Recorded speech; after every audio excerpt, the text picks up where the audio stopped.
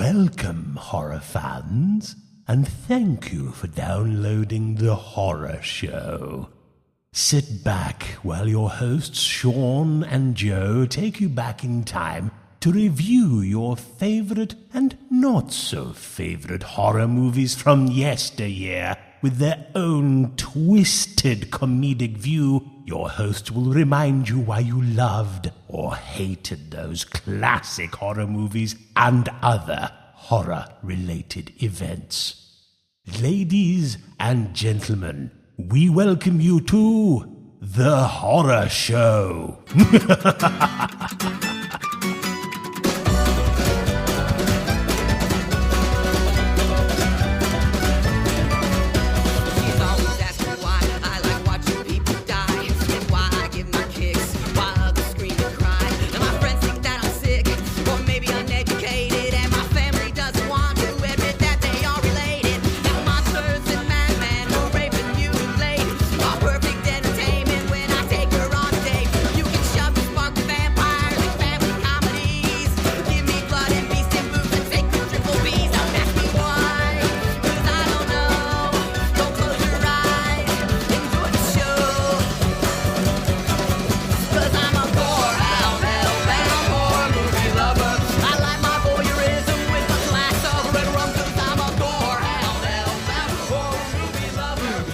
Hello everybody and welcome to The Horror Show, the show that dissects, mutilates, dismembers, and butchers all of your favorite and not so favorite horror movies and other horror related events.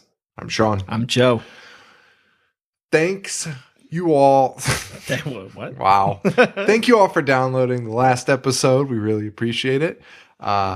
Today we are doing our second of 3 parts on anthologies. Yes. And this week we are talking about Creepshow. Yeah. Very excited to do this. Classic. Such a classic. Honestly, so good.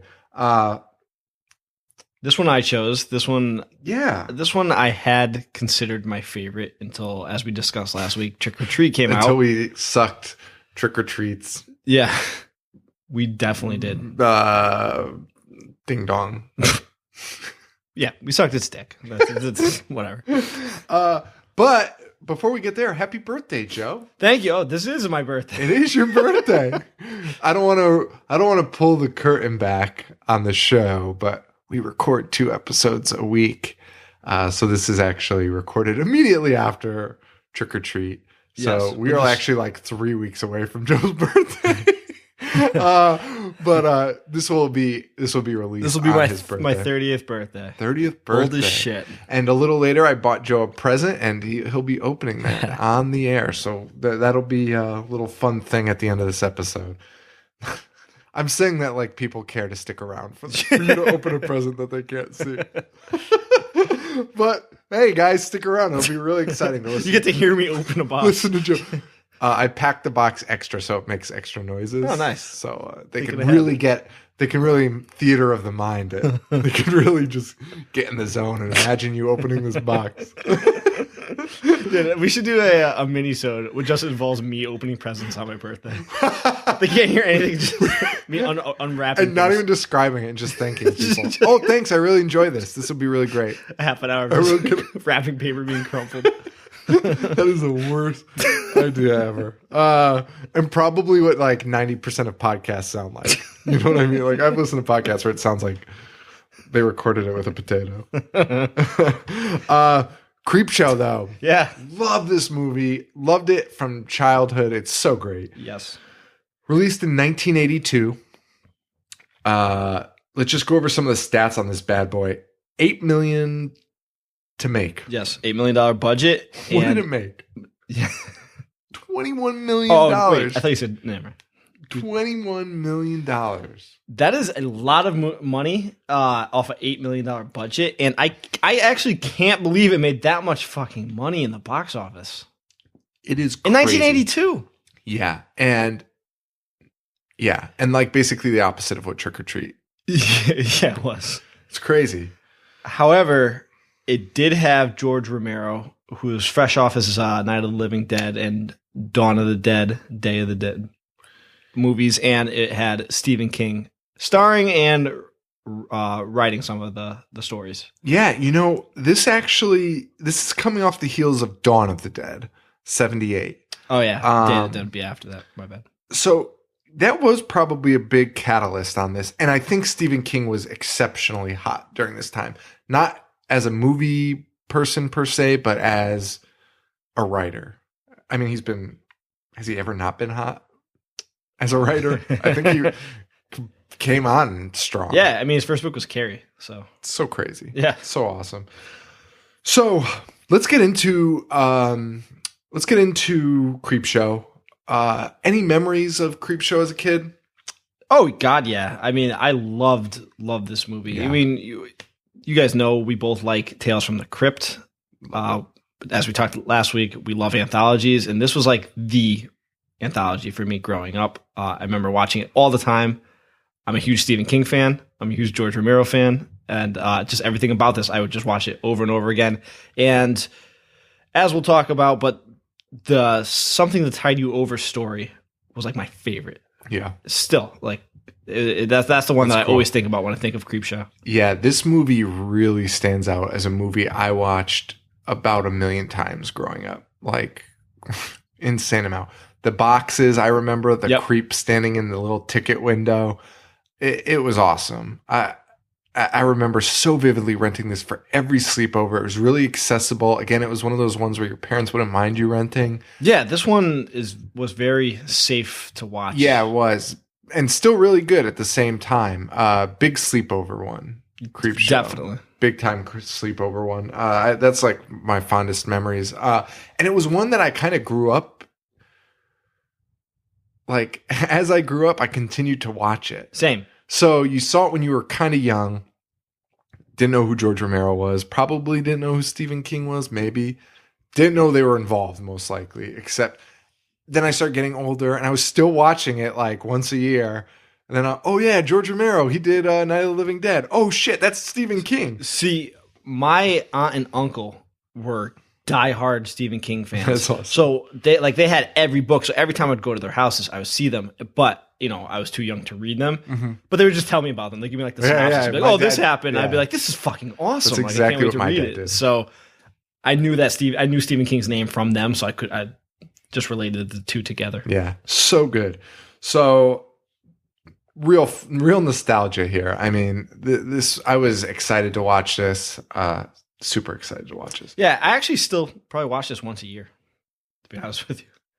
That's pretty good. I definitely don't. I mean, I stopped watching it, but it doesn't matter because when I see it, when it popped up on Netflix for me, I remember it popped up on Netflix, and I was like, to my wife, I was like, have you ever seen Creepshow? And she was like, no. And I was like, what? You're a jerk. So I put it on immediately, and she wasn't thrilled. What? Yeah, without the nostalgia factor, it might not be. I don't know. So, I mean, I'm sure we'll talk about this later too, but just briefly, do you think it holds up? Or do you think it feels dated? I think it's a little of both. Yes. Yeah. I still love it. I still think it holds up, but I could definitely see if this was my first time watching it. Like you as an just adult, said, as a 30-year-old adult watching Creepshow, you're probably like, yeah. We'll talk more about that later. And I think honestly, I stopped Creepshow after Father's Day with her, and then I put on Creepshow 2, thinking I liked that more, and I was like, this is terrible. So you made it past the first story, and then you put on Creepshow 2? Yeah. Oh, okay. Because she wasn't thrilled with it, and I was like, "Oh, maybe Creepshow 2 is better." And then it was not. It is not. It is not. We'll talk about that a little later too. But let's get into Creepshow. Yeah. So, unlike Trick or Treat, this is very open up with a narrative. Tell your three. There's way more than 3 stories in this. There's like 5 stories in this. Yeah. 5. And then end with your narrative. Perfect. Yeah. Love this philosophy, especially because it was really, even though Trick or Treat, for whatever reason, showed comic book pages like it was a comic book. It wasn't set up like a comic book. No. This was set up like a comic book. book. Like a Tales from the Crypt EC Comics comic book. Like correct. 5 tales, and that's what you're getting today. So we start out with this narrative. How good is this opening? so amazing. I got like kind of goosebumps when I was watching this. You have this kid getting screamed at by his dad. Who's played by Tom Atkins, Yeah. who's a horror staple. Absolutely. And I want to talk about this really fast. Okay, so, well, why don't you explain the setup, and then I'll explain my thoughts on it. Explain the setup of the opening. Well, yeah, the opening. Explain. So we have this young boy whose name is Billy. He's getting yelled and he's getting hit by his father, played by Tom Atkins. And basically the reason for this beating is because he's reading the comic book called Creepshow. Yeah. And then you remind Tom Atkins tells his wife that he has to be hard on Billy because he doesn't want him reading some fucking crap or whatever he says, fucking shit. He's swearing so much in this beginning. He's so angry about him reading this comic book. 20 seconds in, you hear shit probably 5 times and crap an additional dozen. It's like, why are you reading this shitty crap shit? This shit's crap. Like, what? This guy's pissed. And I've heard, like, some guys I used to work with used to be like, oh, my father would take away all my comic books. But, like, don't you want your kids to read? Isn't that such a weird thing to take away? It was, and this is still a mentality that's, I mean, as a parent, I have to deal with this. People are like, oh, my son will only read Captain Underpants. Good. Who gives a shit? Yeah, he's reading. He's reading. He's using his brain. What do you want him to sit there and read fucking dusty old books? Like Moby Dick? That's how kids start throwing books away. Right. Because they're like, this is garbage. I don't want to do this. Let them read whatever the fuck they want. So I always found that weird. And this guy is fucking livid. This guy is super pissed. that his son is reading this. He does have a bit of a smart mouth son. Billy's a bit of a smart. Sure. He says, what about the magazines you keep in your drawer? I was like, holy shit. Call out your dad. It is, yes. But, I mean, this guy's livid over seemingly nothing. Mm-hmm. And so Billy sits upstairs and he says that he hopes his father rots in hell. So angry, too. And then he hears a sound at a window, and it's actually the creep. Yes. The creep. That's what they call him, right? Creepshow creep. The Creepshow creep, who's like a fucking Dementor from Harry Potter. Yeah, just a skeleton. And I love that they did not... It's like the special effects for this guy were just like... Oh shit! Like Tom Savini was probably like, "Fuck, I forgot the creep. Get a skeleton, throw some fucking rags over it." And I forgot Savini was involved in this. You know he's in it? Yeah, he's a garbage man. Yeah. And they fucking hang him outside the window. But it really seemed like that guy was just thrown together last minute. But he is the creep from the comic book. Yes. So he's the Creepshow creep. It's so meta. And there's music. The music is like this heavy, ominous music, man. It is perfect horror movie music. Yeah, it's perfect music. I might set it as my ringtone. I'll send it over to you. And now, he's at the window and he's begging the kid. He's like beckoning the kid to come closer. Yes, and that's how we start our thing. And great opening. Great opening. Sets the amazing tone. Now here's what I wanted to say about this opening that just pulled my little nostalgia heartstrings. This beginning's the fucking best beginning to a horror movie. Did this not speak to every horror fan as a kid? Like, even if your dad didn't like it, it was just... Like, my dad let me watch horror movies, but it still spoke to me in the sense that, like we talk about a lot, horror was always great because it felt like you shouldn't be watching it. Right. And this movie, even if you were allowed to watch it, made you be like, yeah, I'm not supposed to watch horror movies. Like, yeah, my parents let me, but I'm not supposed to watch this. Like, look at this kid's dad. This kid's dad basically just beat the shit out of him for reading horror comics. Like, I'm watching this. And especially when you're at a sleepover and you're watching this, it just like really set a mood of like, yeah, we're going to dig in here. Definitely. Like, dig in. I also love that the comic book feel to it. Like the beginning involves the comic book, and then the stories go in. The stories are actually titled. Yep. Like the titles appear on the screen. And pages turn during the movie when it's time for a new story. Yeah.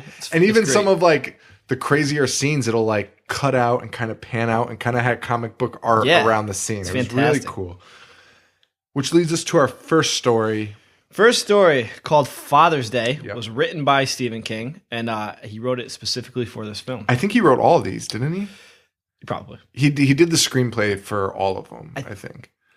It was hard to find information on that. More research on this. I think some might have already been written. No, some he did. Yes. Movie. Okay. I see what you're saying. Yeah. I mean, it was kind of hard to find that information. I looked for it, and it was kind of weird because I thought there were other writers involved, but it looked like it was just Stephen King. So Stephen King wrote the screenplay, and George Romero directed it. Can you think of anything? I mean, that's a horror match made in heaven. That's perfect. Yeah. That's fucking perfect. So yeah, but my point in saying that is, I know King wrote this one just for the movie, like it wasn't a pre-existing, and it's story. awesome. Yeah, and the thing about this is, and it's so weird because I enjoyed Father's Day. I enjoyed this segment of the anthology. I didn't remember it, even though I watched this movie like once a year, like I said. Mm-hmm. I never remember Father's Day, and even after watching it like 2 days ago, I still have a hard time remembering Father's Day. Remembering Father's Day, I don't know what it is about it. It's the other ones stick out more to me. Not a lot happens in it. It's a lot of storytelling. So I remember Ed Harris. I do remember that the daughter's name is Bedelia. Yeah, Aunt Bedelia, a ridiculous name. So Ed Harris is in it. He plays the son-in-law, I believe. I think he's married to the daughter. Yeah. So basically, it's great. It's the birthday of the dead grandfather. Yes. Great Aunt Bedelia is coming to dinner for Father's Day. Oh, it's not the birthday. Yeah, it's Father's Day. I don't know why. Yeah. So stupid. But they're waiting for Aunt Bedelia, and while they're waiting, they tell this story of Aunt Bedelia killed the father. And everybody knows it.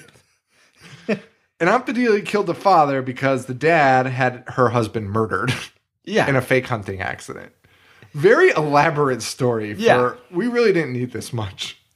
But we find out Aunt Bedelia smashed his head in with an ashtray. Yeah. Which that ashtray appears in every story. Did you know that? I did not. Every story, including the narrative. Wow. Trick or Treat did these very nice, elaborate stories where all the characters intertwined, and Creepshow just did an ashtray in every movie. That's the thing that ties everything together. Yeah, an ashtray. Ashtray. Fucking stupid-looking ashtray. Bedelia arrives. We see the flashback to she rings the doorbell, and it triggers the flashback of the murder of her father. Yeah. Bedelia, you bitch! Where's my cake? Where's my cake? The father is such a dick. He's such an annoying asshole. Yeah. I would have cracked his head open too. Yeah. He would have been in a home so fast. Yeah, why? I mean, there's definitely better options than killing him. Yeah. Put him in a fucking home, like you said. But anyway, Bedelia heads on out to the gravesite. Drunk, yeah, to lay a flower. Everyone's drunk in this. Yeah. But why is she putting a flower? Like, you killed him. I don't know. Paying respects for him. I don't know. And what do we get? We get Dad's back. But why is he back? Because the alcohol. Because she spilled whiskey on it. It's so weird. Although, honestly, the smell of whiskey like on your clothes is so repulsive, it would probably wake me from the dead too. When that's on my clothes, my night's over. Unless I am drunk, unless I was drinking the whiskey. But if somebody spills whiskey on you, it's the worst. Yeah, but she drops her whiskey bottle or spills her whiskey bottle on the gravestone, in front of the gravestone, something like that, and then it brings him back, and his corpse is so like maggot infested. It's really good. I really like that makeup on that. I do too. It's really cool. So he gets old Bedelia.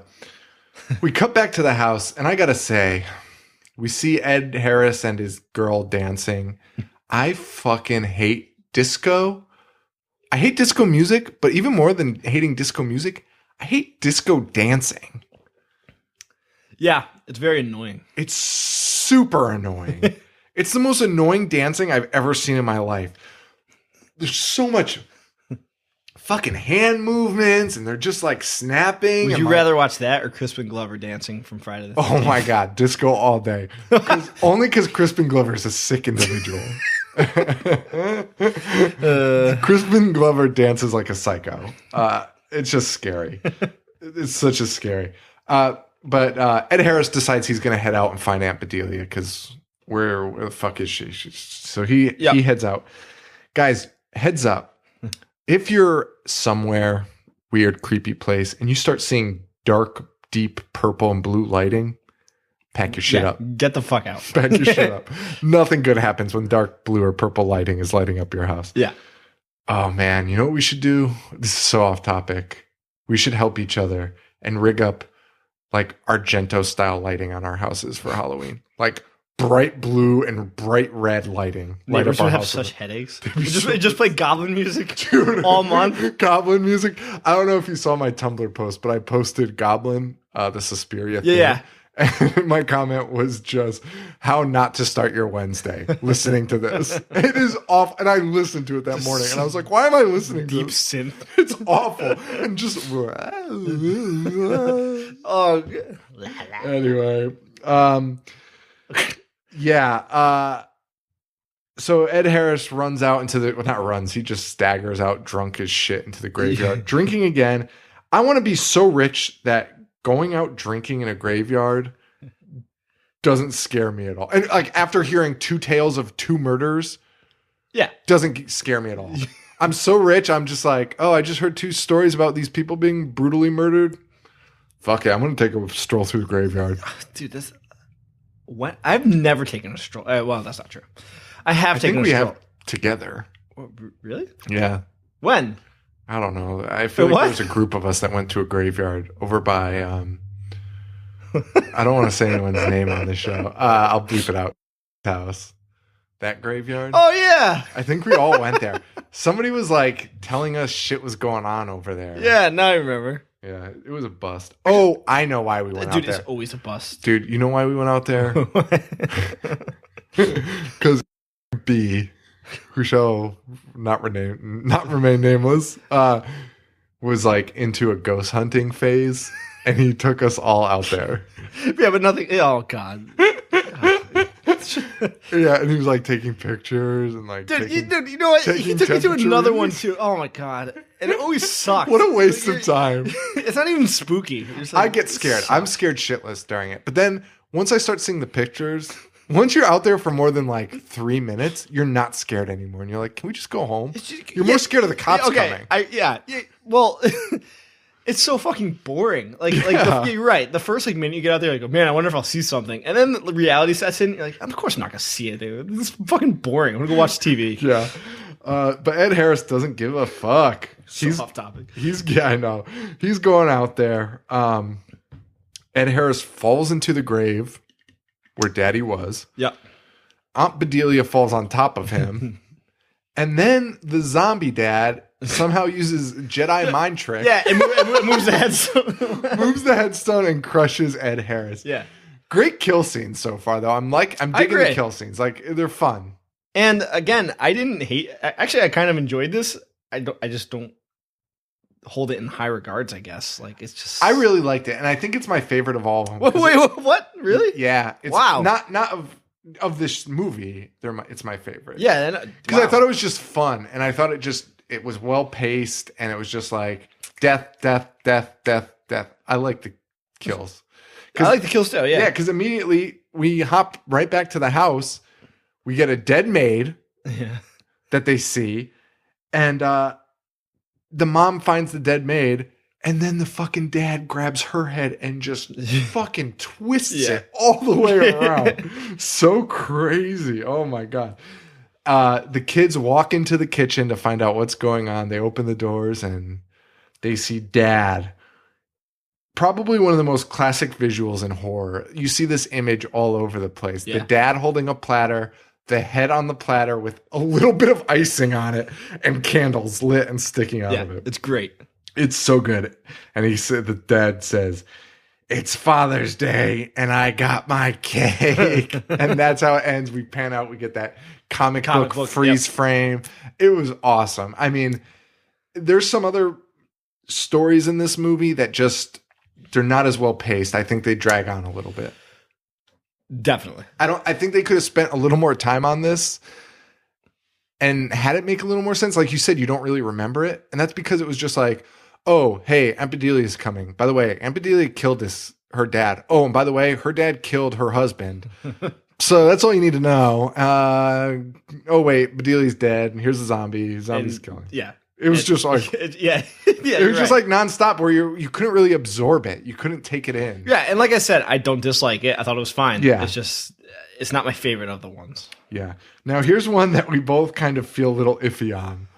The Lonesome Death of Jordy Verrill. Yes. Oh my God. Starring your man. My man, Jordy Verrill is played by Stephen King himself. Can we basically just a slack-jawed yokel that worst looks like dentures. He's so silly looking. He's dressed like he's going to a fucking Pearl Jam concert from 1993. Yeah. I cracked up the whole time in this only because of was it our first episode where we talked about being a Stephen King stan? Okay, so Joe used the term stan, which is a reference to Eminem's song Stan, where you're such a big fan that you're basically a nut over him. Yeah. You're just the biggest fan in the world. Yeah. And we made a comment in passing that imagine if you watch the video for Stan by Eminem, this fan dresses up, dyes his hair, dresses exactly like Eminem because he wants to be him so bad. Imagine doing that as like 80s Stephen King with those the huge big glasses. And like I'm watching him here and he's got that, I don't even know what you call that hairstyle. It's just shaggy. And I just crack up every time I think about imagining somebody being like, I love Stephen King so much. I gotta grow up my hair. I gotta fucking grow. Oh my God. I'd laugh the whole time thinking about that. It still cracks me up. But why don't you lead us through this one? The Lonesome Death of Jordan Verrill. All right, so Jordy Verrill. Jordy Verrill, which is a fantastic name, by the way. So ridiculous. So hard to say. I love it. Played by Stephen King, like I said, he discovers a meteorite. So ridiculous. Which he thinks is going to give him money to pay off his bank debts. Yes. And in his dream, he thinks it's $200. His bank debts are $200. He's so excited to be able to pay it off. And I would do anything to only owe $200. Yeah. Another thing, just real quick, I wanted to say about Stephen King in this. He is playing such a cartoon character. It's so funny. Which is the point. And you know what? I don't think I liked this as a kid. And I think I liked it more the older I was. I agree. Because I think I realize now that this is really what he was going for. Yeah. He was playing a comic character. Yep. Yeah, I agree. And the one thing I thought about this was Jordy talks exactly how Stephen King writes his characters. Did you notice that? And I know he wrote it, but like kind of like the trash can man from right. The like it was really interesting. Like very crude. Like he's swearing. Like Stephen King swears a lot because he tries to present that natural talking. So I thought that was cool. And then the other thing that cracked me up was Stephen King is doing cross eyes the majority of this movie. What a pain in the ass to do. I'd be so pissed if I had to do cross eyes. Stephen King is acting his ass off. Yeah, he's totally he's not pulling any punches with his acting here. No, he's really not. Great. So he finds a meteorite, wants to pay off his debt. The meteorite is too hot for him to touch, so he pours water on it, and it cracks open, and some green meteorite shits come out. Meteor shit. Yeah, and he we should note he has burned his 2 fingers because it's so hot. Because he touches it, yeah. And the rest of the movie, he sucks on his fingers like some sort of psycho. Like the whole movie, he's sucking on his fingers. He's simple. Yeah, I think that's what's that's the takeaway. Yeah. Oh, okay. So the meteor shit goes everywhere. And he just goes in the house and continues life as normal for old Jordy Verrill. Oh, and he's so upset that he cracked the fucking meteor. Yeah. Oh, you old lunkhead. Oh, he's so calling himself a upset. lunkhead. Because now he thinks he won't get any money. Yeah, he won't get any money for it. You ruined it. When he's in his house, he's watching wrestling. And I just wanted, the only reason I'm mentioning that is I'm a huge wrestling fan. So is Joe. But as a kid, whenever I saw a movie where they were like watching wrestling, I felt like they were talking to me. You know what I mean? I was like, yeah. Hitting your interest. I'm not just a fucking nerd that watches it. I'm not the only loser that watches it. Jordy Verrill watches it. Oh, yeah, great. Yeah, I didn't even think of that. So he's starting to notice some funny growths on his finger. Yes, little plant-like organisms are sprouting all over. Something very strange is growing on Jordy Verrill. He's sucking on his fingers. Now he's noticing a little growth on his tongue too. This shit is taking over. We see outside the house there is just this meteor is growing grass. Yeah. I don't think it's the worst problem. No. Except when you burn yourself, I guess. So the growth is happening everywhere. It's happening faster and faster. We're seeing it taking over. And it's really starting to take over him. It's on his face. It's on his neck. It's on his back. And then the most random thing happens. He is visited by the ghost of his father. Again, like, it's almost like they didn't give themselves enough time to explain these stories enough. Why? Yeah, Why? because there was no mention of his father. There's no mention no of like reason. the relation. Was there? No. Right? No. Okay. Yeah. It I didn't was know. really- Make sure I didn't miss that. No, it was just shows really up. weird. Yeah, and his dad's like, "Don't take a bath," and he does. He's visited by the ghost. He just doesn't listen to the warning. When a ghost visits you, take its advice. Take its fucking advice. Whatever it tells you is usually a good thing to just take that advice and just run with that. Is it? I'm not so sure. I would listen. I guess I would just leave. Yeah, I wouldn't take a fucking bath. That's Yeah. for sure. Yeah. So Jordy has decided he's not calling paramedics about this because he's afraid that they're going to like chop off his hand. Yeah. But we fast forward to the next day and his house is overrun. Yeah. By fucking greens. Just greens. Moss Yeah. and grass. And all of a sudden you see this body move and Jordy is covered head to toe in moss. It doesn't even, you can't even make him out. Yeah. He's just a big lump blob. of like grass. Yeah. And maybe one of the saddest things I've ever seen. It's pretty disturbing. So Jordy pulls up a shotgun, puts it in his, well, I don't know, because you can't see his mouth. Yeah. Puts it to his head, his mouth area. And as he shoots himself, he prays to God that his luck doesn't run out. Because the whole time he mentions how bad of luck he has, old real luck. And he prays that his luck isn't bad enough and that he dies. That's so depressing. It really is. It's so dark. It's the most depressing thing when Yeah. you think about like, it. It's please let me have some good luck for once and just kill me. fucking Yeah. awful. It's fucking awful. And that's how that one ends. Yeah, well, there's a forecast that says it's going to be heavy rains, which I took it to think that It's going the town is fucked. Yeah, It's well, gonna yeah, keep and it spreading. pans out and it's already spread. Yeah. And typical Stephen King, it had to throw in a sign with every popular Maine town on it. Of course. Because he can't go one fucking movie without mentioning Maine. Fucking Homer. He is a homer. Such a homer. Such a huge homer. Did you see he's beefing with the governor of Maine? I didn't, but I saw him beefing with Better Call Saul. Wait, what? Why? The best thing ever, and I completely agree with him. All right, this isn't a spoiler. He was like, he wrote an angry tweet. It was like, "What the hell year is Better Call Saul supposed to take place? I'm on episodes 1 through 3 right now." That's what he says. I was like, "Whoa, what's he pissed off about?" He said, "It wasn't until 2008 that I saw people with those family stickers on the back of cars. Yet it's on one of the vans." Stephen King. It's just a mistake. Let it go. Just that's your one beef. That's what makes you go, what year is it supposed to be? It's clearly supposed to be earlier. Just let Attention it to details, man. Yeah, for sure. I love King. But he was- You ever see King at he's a huge Red Sox fan. And Yes. sometimes they show him at the games and he's sitting like he has like the best seats in the house. He's Yeah. fucking reading a book. The game's going on and he's just sitting there reading. And he's got like, he doesn't ever wear like new hats. Oh, He's got that old ratty ball. Like it's got like a tiny it might be like not even an official licensed merchandise. Like grocery store Boston.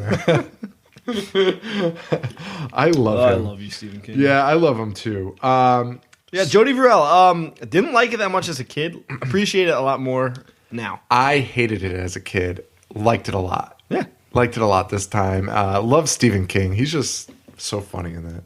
Yeah. He just plays such a great character. And we talked about this earlier, but I had read that he based his performance on Wile E. Coyote.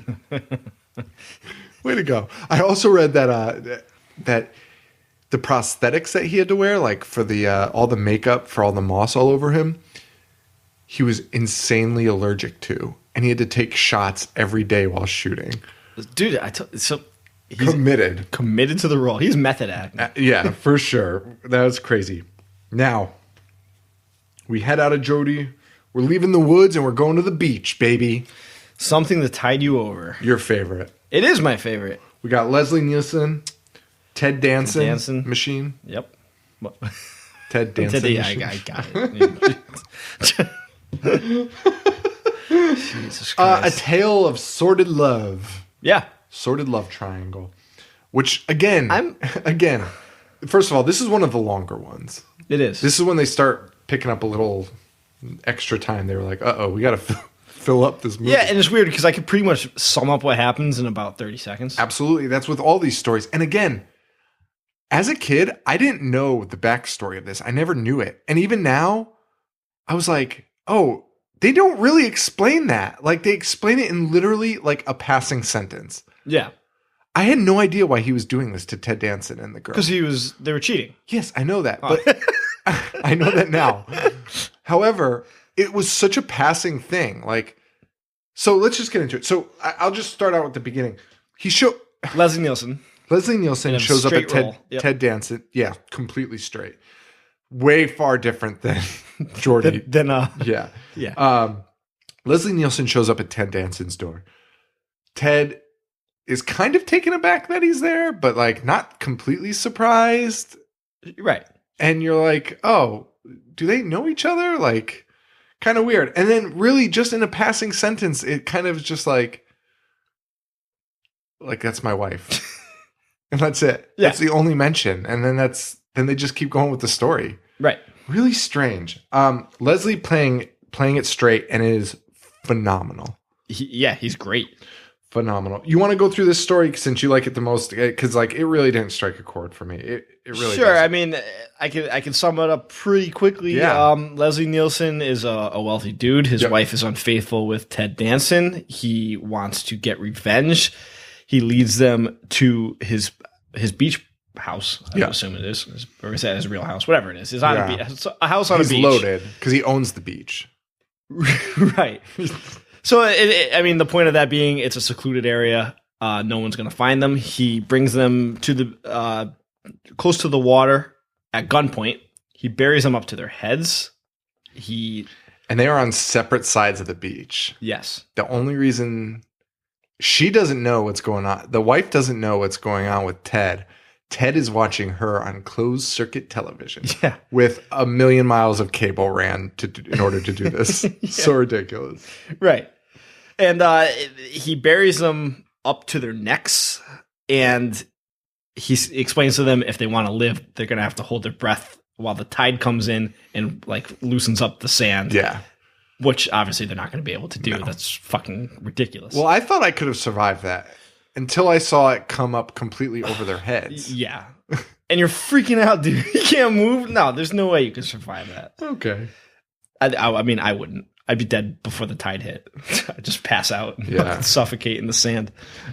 And so these guys are stuck out here. Ted has to watch his lover perish on closed circuit while he waits for the tide to come in on him. Yes. Leslie Nielsen heads back to his house where he's going to watch on the closed circuit TV. He is himself. dancing and singing and drinking by himself and having a pretty good time. Yeah. He is having the time of his life, and he is watching this himself, which is the sickest thing I've ever seen. He is a psycho, and he's playing it so good. The setup is pretty nice, though. So then we cut, and Ted Danson is fully submerged, and he drowns. That's the end of the story. No revenge or anything like that. That's just the end. That's how it ends. That's just how it ends. Yeah. That's why it's my favorite. Yeah. Just straightforward. And Leslie Nielsen wins. But no, Leslie Nielsen decides he's going to go clean up the mess that he made, which is probably a good idea because he just left 2 bodies and a television set out by the beach. Right. But Ted's not there. And he just says, the current must have pulled him out. Yeah. Little does he know. Little does he know. Yeah. That they both come back fucking covered with seaweed. Covered. I mean, and they're so covered. I don't know how to describe it. You can just get tell it. They're drowned. Yeah. We get it. Yeah. They're drowned. We don't need covered in head to toe in seaweed. Jesus Christ. He tries to shoot them. It doesn't work. Yeah. They come to his house. Yeah, why? I don't know. Stuff like this cracks me up. They're clearly The Walking Dead, and Leslie's like surprised that his gun's Yeah, not they have working. no color in their body at all. They can barely talk. What? And they just keep saying, take him to the beach. Take him to the beach. They corner him in the bathroom, and they just consume him. Yeah. And that's the end of that. They bring Leslie out to the beach. Bring him to the beach. They give him the same fate that he gave them. And he's yelling, what was he yelling? I can hold my breath for a long time. Yeah. It was he was like saying the same thing. And the lesson, don't drown your cheating wife and her new lover. Yeah. Just get a divorce. Right. And if you're going to drown them, don't watch it on closed circuit TVs while dancing and laughing maniacally. Yeah, or bury them up to their neck on the beach. Just drown them in the tub. This was my least favorite. Why? Don't know. Again, this weird thing with me and water. And Jesus. water and ghosts coming and the undead coming out of the water. I'm just not a fan. I don't know. It was also so long. I mean, it wasn't so long. It felt really long. See, one... And not enough action. Like, there wasn't action. Yeah. Leslie Nielsen fires a gun into the sand. You don't like water. I like it. I like a good revenge story. I don't know. I like Leslie Nielsen playing the straight guy, playing a murderer. That's true. I mean, that is really fun to watch. I mean, I liked that. I like that aspect. Again, it's just like the school bus one in Trick or Treat. I don't hate this at all. I like it. I like it less than the school bus one, but it's good. But just in these stories, it didn't do it for me. You placed Jody Verrell above this. Yeah. Oh, wow. Okay. Yeah. Very much so. All right. Very, very much so. Want to take a break before we go to the last two? Yeah, I think that's a good idea. I think we'll do a break. Guys, we're going to take a break. We'll be right back. We're going to talk about the last two stories. We have The Crate and They're Creeping Up on You. And then Joe's going to open up his birthday present. It's going to be awesome. I'm not going to tell you what's in it. I'm just sit there silently. Yeah. And then say thank you and sign up. All right, guys. We'll be right back.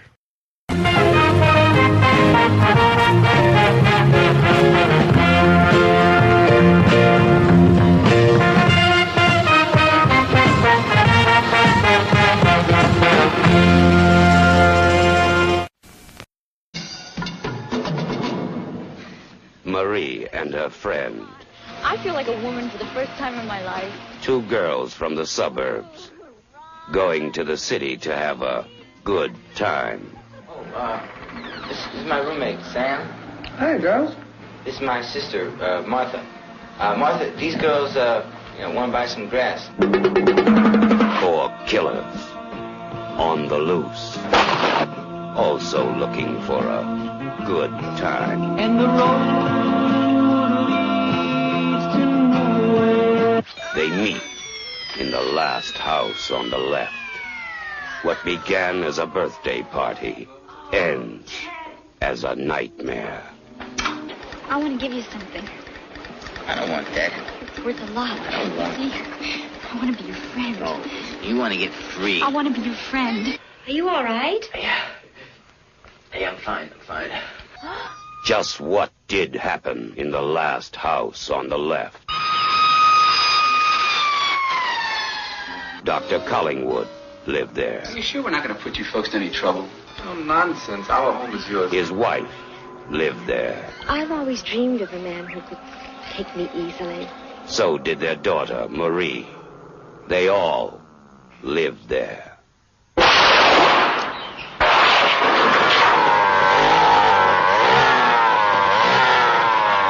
Junior. To avoid fainting, keep repeating to yourself, it's only a movie. Only a movie. Only a movie. Only a movie. Last house on the left. Oh, man. All right, guys, welcome back. Thank you for sticking around. We really appreciate it. Love Creepshow. Yeah. This is a stroll down memory lane. I feel like we're going through this a little fast, but it's kind of what we talked about in Trick or Treat, where it's so good. Yeah, there's not much to talk about. There's not. It's pretty And they're all straightforward and clear right in your cut. face. Yeah. This next one's very straightforward. This one's very straightforward and very weird at the same time. Starring, This is probably my second favorite, by the way. it's very high up for me. It'd probably be tied with Geordie, I think. Starring that babe, Adrian. How do you pronounce that? Adrian Barbeau. Yeah, That's how I voice it. Adrian Barbeau. She is a babe. She's such a babe. Swamp She was Thing. married to Carpenter, wasn't she? Oh, was she? Don't quote me on that. I should probably look Okay. it up. You talk while I look that up. This episode segment is called The Crate. We start out with a janitor working in a school who finds a crate in, I don't know, some sort of locked enclosure. Yeah. That is very in the open. I was right. She was married to Carpenter. Oh, cool. Lucky Carpenter. So this janitor finds a crate in a vent, or not even a vent. It's like a little cage. Whoa. It's like a little cage. Don't know how it was never seen before. Yeah, it's under stairs too. It's very strange. So he finds this crate.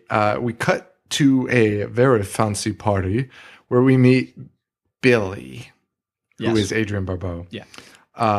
Loudmouth drunk that insults and everyone embarrasses her husband. Did you notice? Did you catch how many years that crate was down there for? 150? 148. Yeah. Why? So, and what would survive that long? I know. Which we'll get to. Yeah. But So long. that is so long without food or water. You're dead. Or being in a fucking box. Or being in a box in the dark. Yeah. But we meet Billy, loudmouth drunk wife of a professor. She's a real piece of crap. Yeah, sure. Yeah. You could tell Adrian Barbeau was having fun doing it though. Yeah. Like, because it was just so out of control. Like, they were like she was hamming it up, being like fake drunk. Like, Oh, yeah. Hey, you. She was getting her Stephen King on. Just They call me Billy. So ridiculous. overacting so much. Yeah. But the janitor calls the professor who's at this party and tells him, hey, we found a crate dated in 1834. Yeah. So goddamn old. Then the most random scene happens where we cut back to the party and it appears that the husband of Billy pulls out a gun and shoots her. And the whole crowd, the whole party starts clapping. Just a dream. What? That was so random. Again, it was like this weird thing where they didn't want to go into the details. They didn't want to tell too long of a story by explaining that this guy hates his loud wife. Yeah. So instead, they just cram in this random daydream unexplained. Yeah. Until later, and you just kind of piece it all together. And you're like, wait, okay. I actually kind of like that. It wasn't bad, but I mean, again, It was very random. But then it just keeps going. Yeah. Just like the rest of the story. It's just like, we got to hit this and just move. Yeah. But the other professor decides he's going to go over and they pull this crate out. This is probably the most ridiculous thing I've ever seen. They start unlocking the crate, right? Ever? Do you know what I'm going to say? Wait, what? I said, do you know what I'm going to say here? Tell me. Okay, so they're starting to unlock it, right? They've got this crate, 150 years old. They have no idea what's inside. Clearly something fucking awesome, right? Yeah. No matter what's inside, it's 150 years old and preserved in a box. Right. Okay. They're taking it off. There's chains, there's locks.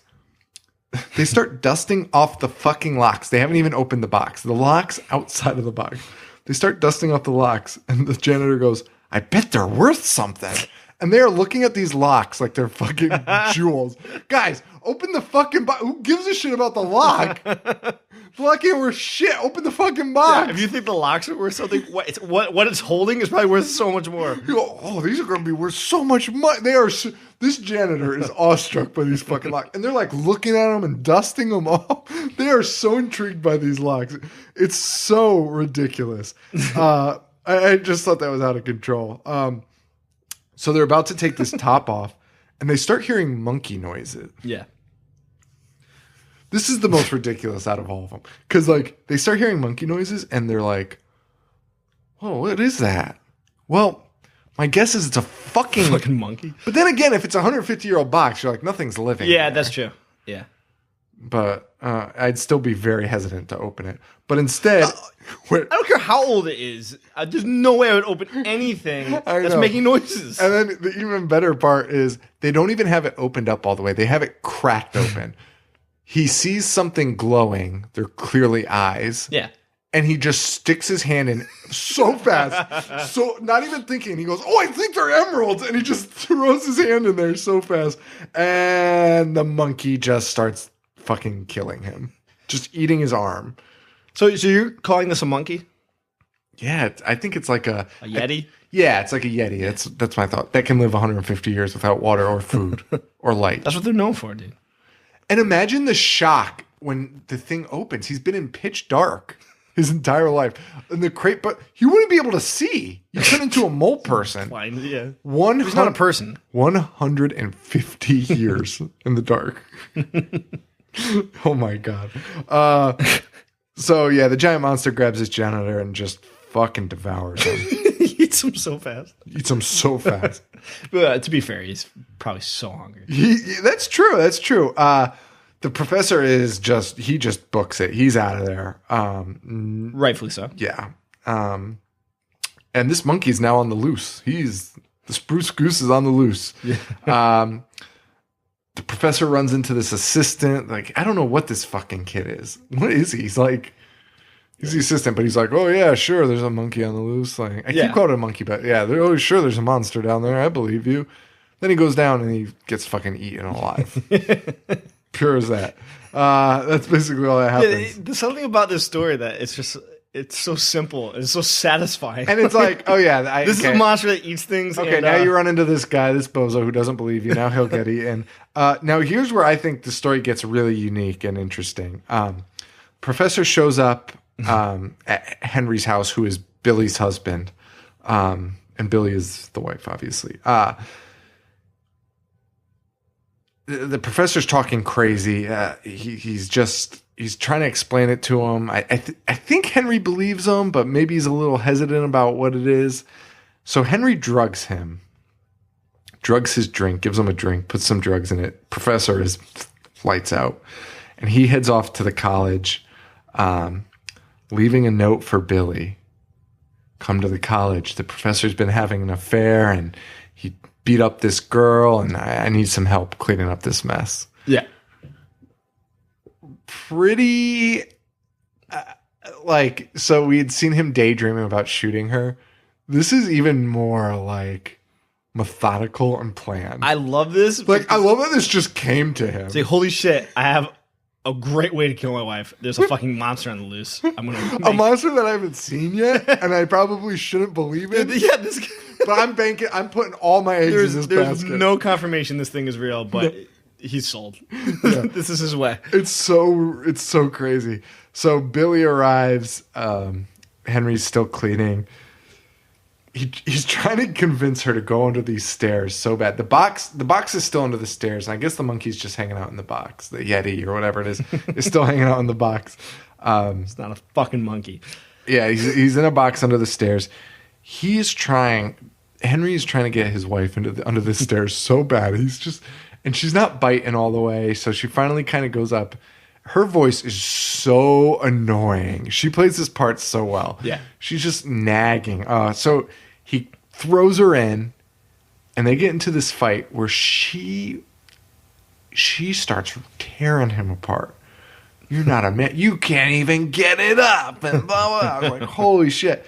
And the monkey just doesn't appear. And this guy, Henry's like, oh, fuck. Yeah, fuck. And then out of nowhere, it's happened again. Fucking Yeti bursts out and just grabs her, and that's Billy's done. Yeah.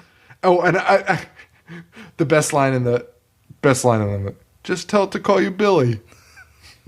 Henry says as she's being devoured by an ape. So Henry manages to get the locks on the box again. Yeah. Locks that box up, takes it, and dumps it out. It must be so heavy. It's a fucking Yeti in a box. I mean, it's starved. Yes. So maybe it weighs like a pound. But well, it just ate 3 full human beings. That's true. That's very true. But he throws this box into the ocean, and he thinks he's He thinks he's all good. Yeah. Thinks he's all good in the hood. He goes back home. The professor's there. And he's very happy to play chess with his friend, the professor. He's glad to have his wife out of his life. The professor that he drugged, though, right?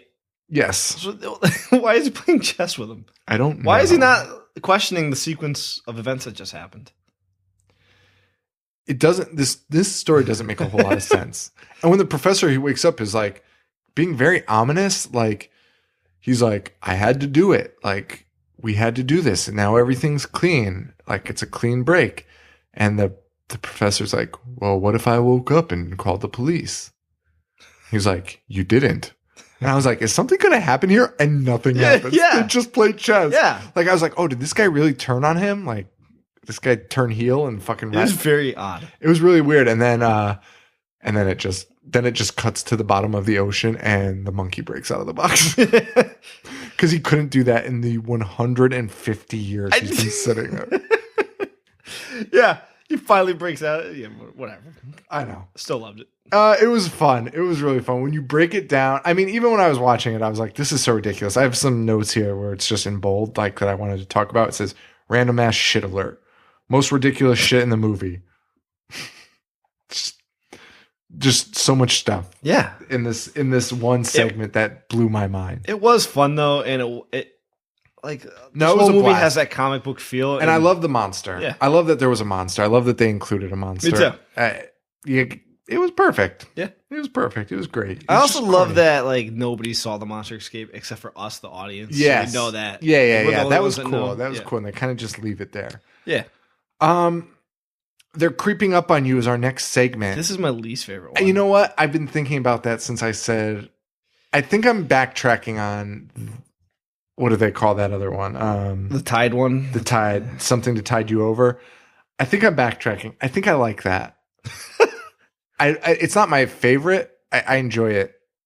They're creeping up on you is boring as fuck. Yeah, okay. It is. And it's, I mean, this movie is 2 hours. That's scary. This movie is it's not. Well, the ending is sweet, but yeah. This movie is 2 hours long. And even though I've enjoyed every story up to this point, it just, here's where it's running on fumes. It's just like running out of steam. Yeah, it really and is. The story 2 hours is long. And you know what? So I actually watched Creepshow first. Sorry to cut you off. I watched Creepshow first, saw it was 2 hours. I said, you know what? That kind of makes sense because there's so many stories. There's 5 stories. Then I watched it. I was like, 2 hours is still long for 5 stories.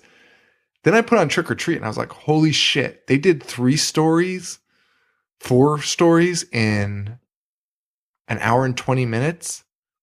Yeah. And it's like the perfect run. You could have done that. You could easily have done that. Yeah. Excuse me. Especially because the first few of these were so short. Yeah. You could have just balanced it out a hair. Yeah. This one did not need as much time. And I'm sure there's people out there this is their favorite one. Yeah, they're probably furious. Especially like people that are afraid of bugs. You want to go ahead and talk about this one? Yeah, there's this dude named Upson. Is that his name? Yeah, Upson. I didn't even catch that. Upson Pratt. I guess he's just like a jerk. He's just an old jerk. Yeah. He lives in an apartment with, it's like super. He's a germaphobe. He's like, down. What's that guy's name? The aviator. Howard Hughes. Howard Hughes. Yeah. He's kind of got a Howard Hughes thing. He's super neat. It's like airtight. He's got his own air purifying system. And super afraid of germs. Yeah. And there is a lightning storm and a blackout. Yeah. And the blackout caused... I guess because he has everything locked down. Like I said, this is my least favorite one. And every time I watch it, I pay very little attention. I did too. I think the blackout means like everything shut down and all his airtight security shut down and it brings forth cockroaches. No. Okay. Never mind. So... That makes so much more sense. That would have been awesome. That would have been fucking awesome. Instead, he's in his apartment and he starts seeing cockroaches everywhere. I also thought the cockroaches were fake at first. I thought he was just losing his mind. Things? Yeah. And that would have been sweet too. This is not sweet. So he starts seeing cockroaches everywhere. But somehow that blackout triggers more cockroaches. But I don't think it shuts the system down or anything. I think the cockroaches just strike. No, because the cockroaches are filling up while there's light. And And then, because part of the terrifying in quotes that I thought of was like, the cockroaches are all there. Like they're filling up and then the lights go out. So it's like, shit, Okay. you're like covered in cockroaches at night. Yeah, you are right. I don't know. I just thought that the blackout has significance to them getting into the apartment. No, that would make perfect sense. That would be fantastic. Yeah, so I guess disregard everything I thought. No, it's just horse shit. It's so just basically there's this old asshole and there's a bunch of cockroaches. Yeah. And he doesn't like it. Yeah. And and really, I mean, there's not much of a story here. He's a piece of shit Scrooge. The best scene in this, he has a panic room. He has a panic room, which isn't much of a panic room. He's running away from these cockroaches. He can't get away. He runs into the panic room and it just starts filling up with cockroaches. Yeah. We cut away for a moment to tell the side story of his like helper who just whatever hates him. And then we cut back and the room's clear. No cockroaches. Not a single cockroach. Yeah. And you see this guy laying, he's dead yeah. on the ground. And then all of a sudden, dude, that you see the vein in his forehead start bleeding, like blood starts coming out of it. See, this scene is awesome. This scene's amazing. Yeah. And then cockroaches start pouring out of his mouth. Out of his mouth. And out of his skin. And they just fill up that entire room. That scene was great. That scene was the only good part of it. The rest of it's such a boring story. Like the guy was just an asshole. And they tell this other story where he basically made a guy commit suicide by like putting his company out of business. Yeah. And you're like, what's the payoff? What's the payoff? There's no payoff. You do not need that story at all, except I guess to hate him more. Right. But he's already a racist piece of shit. So yeah, this one didn't do it for me. yeah. Yeah. Not that great. And it's the last one. And that's the last one. And it really leaves you kind of on a bummer. You kind of wish that was in the middle somewhere as like a popcorn. Or just not in there. Or just not in there. We see the epilogue with Savini as a garbage man. He's a garbage man. They find the Creepshow comic book in the trash. But something's missing from the comic book. Savini's reading it. And what's missing? Somebody sent away for a voodoo doll. Yeah, the That's voodoo weird. doll. That probably won't come back at all in this story. We go back to Billy's house. His dad's got a stiff neck. A neck pain, yeah. Oh, what's going on with my neck? Billy is cutting his dad so bad with a voodoo doll. And he says, I'll teach him to throw away my comics. I love that's what he's not mad about getting hit or berated. He's mad that he threw away his comic books. He's not even mad. He's willing to kill for these comic books. He is so mad he's trying to kill his dad over comic books. And that's how it ends. Yeah. And what an awesome movie. Yeah, solid. Aside from their creeping up on you, I enjoyed all of them. Still, it had that nostalgic factor. Mm-hmm. I loved watching it as a kid. I love the setup of it. I love the comic book feel. Yep. What's your favorite story? It's the Tide. Yeah, and you remove the other one. Yeah, same here. I don't think we have to highlight those. Anything good or bad about the movie you thought about? I liked Trick or Treat, how it ties everything together, but I also like the way that this one is set up, how each one is a different story, like a different chapter. I agree.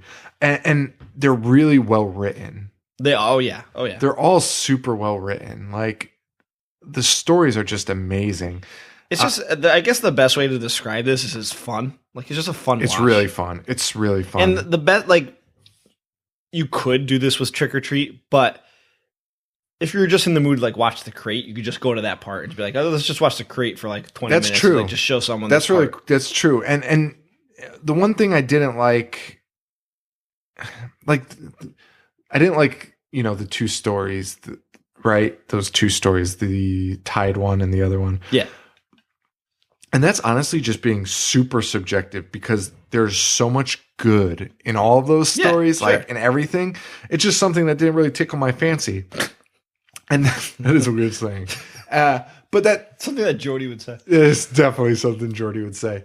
But that's kind of like the cool part about these anthologies is you don't have to spend a whole movie watching it. Yeah, right. And that's awesome. And that's really it. I don't know. we got to open your present. There's some other things I want to talk about, but let's open the present, Joe. Yeah, let's do it. Pumped. It is Joe's birthday. He's turning 30, so I got him a... Oh, for fuck's sake. Yeah, I taped it. I wanted it to make more noise. I really shouldn't have taped it. That'll probably come out like crap.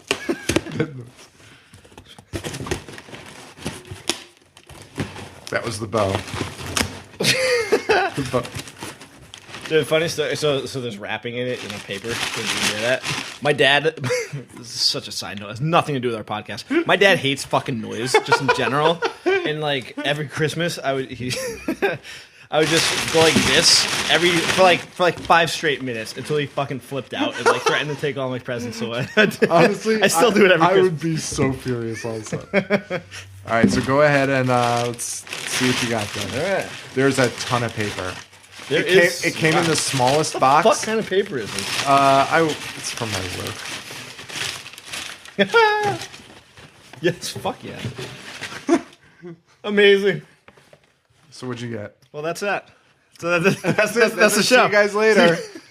So Sean got me a Big Trouble in Little China Jack Burton action figure, which is fucking amazing. Spit all over myself in excitement. It's fucking amazing.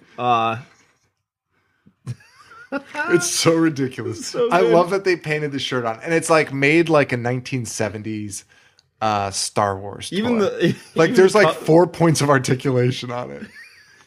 Like you can move his arms and legs, and that's it. It's this reaction. They're called reaction figures. I'm sure most people have seen them. They're pretty cool. Yeah, this is fucking awesome. Yeah. Oh god, look. I mean, the artwork on the box is like the best. The artwork part. is fantastic, and it shows you the other ones that they have on the back. They have the 3 Lopan, rain, lightning, and thunder. That's fucking awesome. And he got me the Michael Myers vinyl figure, the Pop movies. He's got a big bobblehead. It's fucking awesome. Well, thank you, sir. Yeah, no problem. I figured, and you know what sucks? Oh man, I had a third, and I decided against it because I was like, I don't know. I almost fucking got you Sam. They made a Sam one of these? Not even that one. I was going to get you in the reaction style. Wow. They made a Sam, and he's like the same size as Jack Burton, but whatever. But yeah, I was like, maybe not. And then I did that before I watched Trick or Treat, and after I watched Trick or Treat, I was like, fuck, I should have got him Sam. Wow, thank you. No problem. Awesome. Happy birthday. Jack Burton's like my hero. Yeah, dude, I loved that movie so much as a kid. I've probably seen that like 9,000 times. Yeah. Not exaggerating. No, it was like totally exaggerating. It was one of those ones where my dad like kind of pushed that on me. That and Next of Kin. Did you ever see that? I have not. It's not horror. Maybe we'll do that. I was thinking next April Fools we should do not a horror movie. Huh. We should do like a really but it's similar like a movie that has the same title as a horror movie. That would be fun. Like Michael Keaton's Jack Frost. Yes. Oh my god, that's the only one. We'll just do Jack Frost every April Fools. Terrible. Guys, I think we're gonna wrap it up. It's the end of the show. Yeah. Everyone wish Joe a happy birthday on Twitter and stuff. Again, we have one more episode about anthologies coming up. So send us your favorite anthology, your favorite story from an anthology, your favorite character, whatever you want to say about an anthology that you hate them. Let us know. We don't. I'm actually legitimately curious if there's some really shitty anthologies out there that I might have missed. Because when I'm trying to think of them, all I can think of the ones that I like. Yeah, and the 3 we're going to talk about next week, I'm super excited to talk about also because they all kind of have a spot.